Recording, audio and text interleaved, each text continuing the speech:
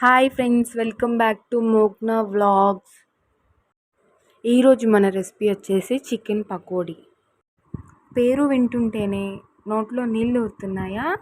చేసుకొని తింటే పక్క వాళ్ళకు కూడా ఒక ముక్క కూడా పెట్టాలనిపించదు, అంత టేస్టీగా ఉంటుందన్నమాట.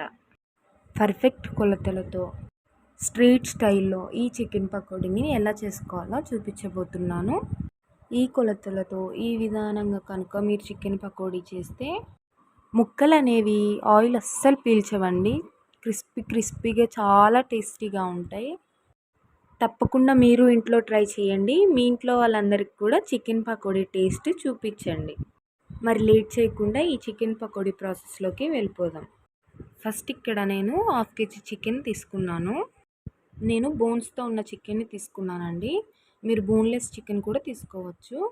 అయితే చికెన్ని ఈ సైజులో చిన్న చిన్న ముక్కలుగా కట్ చేయించుకొని పెట్టుకోవాలన్నమాట. ఈ చికెన్ మొత్తాన్ని కూడా ఉప్పు వేసి బాగా 2-3 సార్లు వాష్ చేసుకోండి. ఆ తర్వాత శుభ్రంగా వాటర్ లేకుండా ముక్కల వరకే తీసుకొని ఒక బౌల్లోకి పెట్టుకోండి. ఇప్పుడు ఇందులోకి 1 table spoon salt, 1 table spoon పసుపు, 1 టేబుల్ స్పూన్ నిమ్మకాయ వేసుకోవాలి. ఈ ఉప్పు, పసుపు, నిమ్మరసాన్ని బాగా ముక్కలకి పట్టించాలి. కనీసం 1-2 నిమిషాలు కలపాలి. నెక్స్ట్ ఇంకా ఇందులోకి 1.5 స్పూన్ కారం, మీకు స్పైసీకి తగ్గట్టు వేసుకోండి. 1/2 టీ స్పూన్ గరం మసాలా, 1 స్పూన్ ధనియాల పౌడర్, 1/2 టీ స్పూన్ జీలకర్ర పౌడర్ కొంచెం వేసుకోండి. ఫ్రెష్గా దంచుకున్న అల్లం వెల్లుల్లి ముద్ద కొంచెం, 2 టేబుల్ స్పూన్ బియ్యం పిండి వేసుకోవాలి. 3 టేబుల్ స్పూన్ శనగపిండి వేసుకోవాలి. ఇవి వేస్తే సరిపోతుందండి. ఇంకా ఎక్స్ట్రా పిండిలు ఏమీ యాడ్ చేయాల్సిన అవసరం లేదు.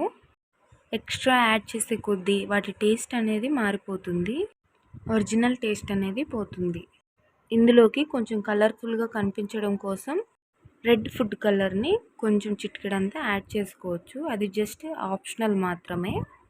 ఈ పిండిని కూడా బాగా ముక్కలకి పట్టేలాగా కలుపుకోండి. అవసరమైతే కొన్ని వాటర్ కూడా యాడ్ చేసుకొని కలుపుకోండి. పిండి అంతా కూడా ఇలా కలిపేసి పెట్టేసుకోండి. ఫైనల్గా ఇందులో కొద్దిగా కరివేపాకు, కొద్దిగా సన్నగా కట్ చేసుకున్న పుదీనాని వేసుకోవాలి. కొద్దిగా కొత్తిమీరని వేసుకోవాలి సన్నగా కట్ చేసుకొని.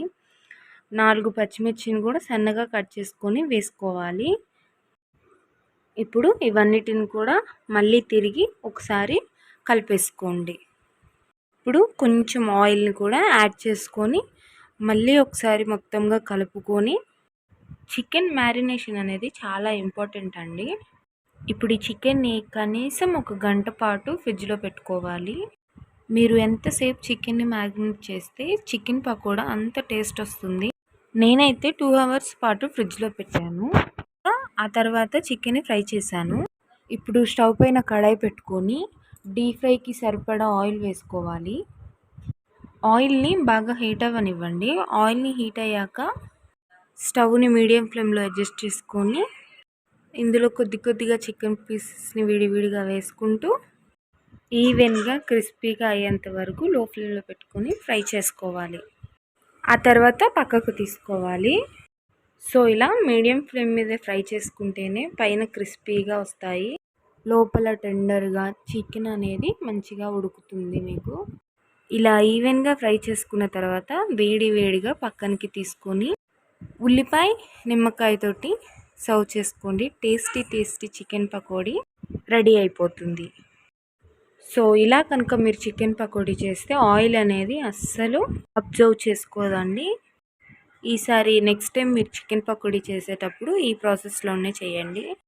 మీ ఇంట్లో వాళ్ళందరికీ కూడా కంపల్సరీ నచ్చుతుంది. సో ఈ రెసిపీని మీరు ఇంట్లో ట్రై చేసిన తర్వాత మీకు ఎలా వచ్చిందో నాకు కామెంట్ చేయండి. అలాగే ఈ వీడియో కనుక నచ్చినట్టయితే లైక్ చేయండి. మీ ఫ్రెండ్స్ రిలేటివ్స్ తోటి షేర్ చేసుకోండి.